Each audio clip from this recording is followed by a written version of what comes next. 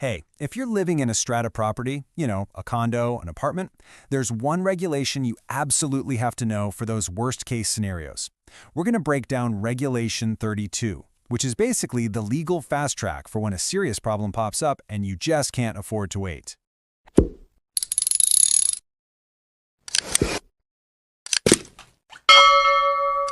Have you ever been in that situation where a problem in your building feels like a ticking time bomb? You know the one. We're waiting for the usual, slow process would just be a total disaster. Let's paint a picture. Imagine the person living above you starts renovating, and then bam, water starts pouring through your ceiling. You've pleaded with them, but they just won't stop the work. The damage is getting worse by the second, and you know filing a normal complaint will take forever. You need to do something right now. What on earth is the move? Well, this is where the law actually gives you an emergency lever to pull. It's called an interlocutory order, and it's the special tool the Strata Management Tribunal has for exactly these kinds of high-stakes, time-sensitive situations. Now, an interlocutory order isn't the final judgment, okay? Think of it more like a powerful pause button. The tribunal can slam that button down to force someone to stop what they're doing, like that disastrous reno, or even make them start doing something, all to prevent any more harm until they can hear the full story. It's basically a legal timeout. So how do you get this emergency process started? Well, Regulation 32, Subregulation 1, is crystal clear on this. It all begins with one single, essential first step. You have to start here. And that one step is Form 14. That's it. Every single application for one of these urgent orders must be on this specific document. There are no other options, no workarounds. If you want the tribunal's urgent attention, everything, and I mean everything, starts with Form 14.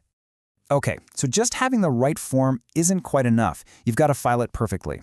Subregulation 2 lays out the exact logistics, the filing, the fees, the copies. And trust me, when every minute counts, you do not want to get any of these details wrong and cause a delay. The whole process is really designed to be clear. First, you pay the fee. That gets the ball rolling. Next, and this is super important, you make enough copies for everyone involved in the dispute. That way, nobody can say they weren't in the loop.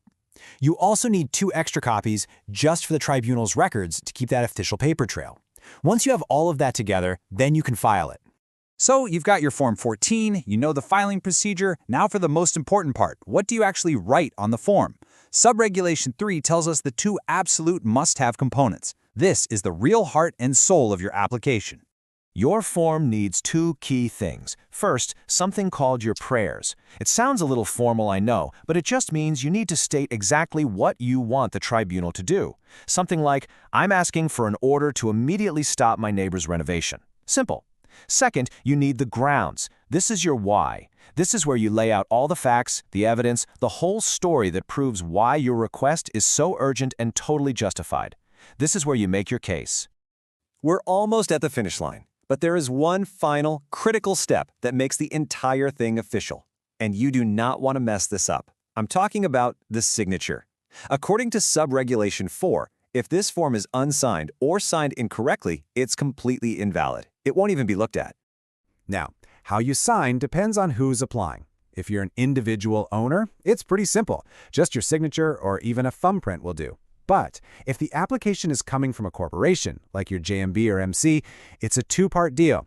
An authorized person has to sign it with their full name, and they have to stick the official company stamp or common seal on there. You need both or the form is no good. All right, let's just run through a final checklist, shall we?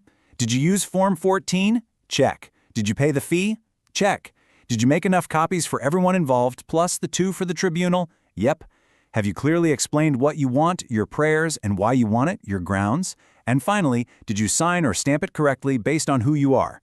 If you can check all those boxes, you've given your urgent request the absolute best shot at success.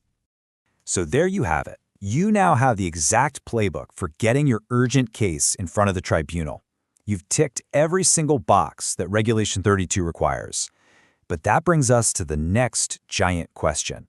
A perfectly filed application is one thing, but is your evidence, your photos, your videos, your reports, is it actually strong enough to convince the tribunal to rule in your favor?